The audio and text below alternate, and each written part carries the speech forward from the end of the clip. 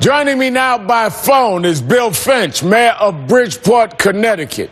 Mayor, first of all, thank you for being by phone with me tonight. Good to be here, Reverend.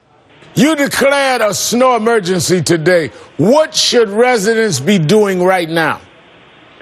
Well, I'm glad you asked because we need the public's cooperation. You know, we have great public employees in the city of Bridgeport. They're out there. They've been out there pre-treating the roads. They're out there plowing.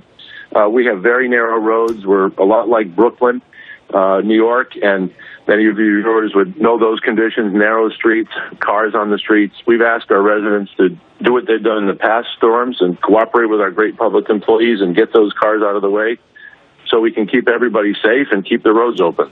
Has the city taken steps to protect its elderly residents?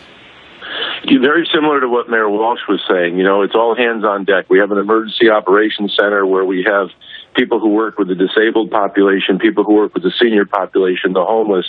Our police officers are out scouring the city right now, making sure that the vulnerable people, the homeless, are brought to shelters. And we do have a travel ban in Connecticut that Governor Malloy asked for at 9 p.m., which we're enforcing here. And what police officers are going to do is they're going to be stopping people and ask them, where are you going? If it's a firefighter or a public works driver or somebody going to a soup kitchen, well, then you go on your way and get to work. But if you're just out joyriding, please go home, and we'll escort you home if you're worried about the roads. But we've got to get the roads clear, and keeping people not parking on the street and keeping people, off the streets is going to allow us to keep everybody safe. So the one thing we would also ask for cooperation with is our fire department isn't going to want to have to battle fires in this kind of a setting. So if the power does go out, we're making plans for that eventuality, encouraging people not to use candles, not to use space heaters, and to be very cautious with anything that involves a flame,